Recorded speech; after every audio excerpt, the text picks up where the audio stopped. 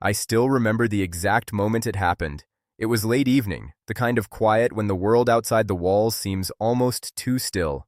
I had spent years building a life we shared, or at least I thought we shared it.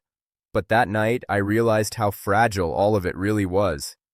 She was standing in the doorway of the bedroom, arms crossed, a smirk playing on her lips.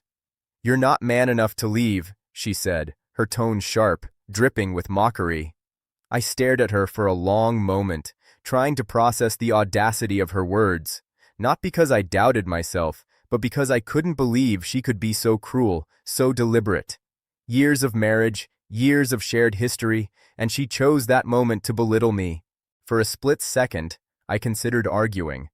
I considered raising my voice, letting anger take over. But something inside me shifted.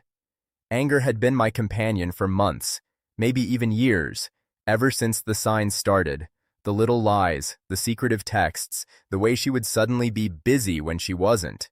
Anger alone wasn't enough anymore. I needed clarity. I needed action. So I did the only thing I could think of.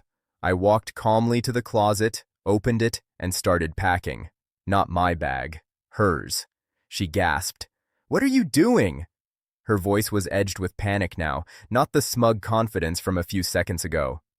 "Packing," I said simply. "You've made it very clear how you feel about me. I'm returning the favor." Her smirk faltered, replaced by a mixture of shock and confusion. "You can't do that! You're not serious!" I didn't respond. I continued folding her clothes carefully, stacking them neatly. Shoes, jackets, even her favorite scarf. Everything went into the suitcase, as if I was preparing her for the exit she never thought I'd actually enforce. "This isn't some game," I said finally, my voice calm but firm. "I'm not the one who's been lying, disrespecting, and betraying the trust in this marriage. You are." She tried to interrupt, tried to argue, but the words caught in her throat. Her smirk was gone entirely now, replaced by a flicker of fear.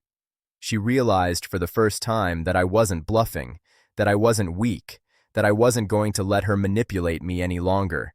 The suitcase was full. I zipped it up slowly, deliberately, savoring the quiet triumph of reclaiming my dignity. Then I walked to the door and set it down. "Pack yourself if you want to argue anymore," I said, my hand on the doorknob. "Or leave. Your choice." She said nothing. Nothing at all. For the first time in years, she was speechless, stripped of the control she had so carefully maintained.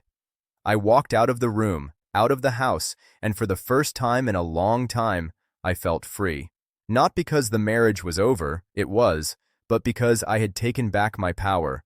I had refused to be gaslighted, humiliated, or trapped by someone who no longer respected me. That night taught me something I'll never forget.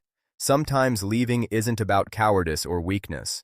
Sometimes leaving is the only way to prove strength, to prove that you value yourself more than a life built on lies and betrayal. I didn't look back. I didn't need to. And she never challenged me again.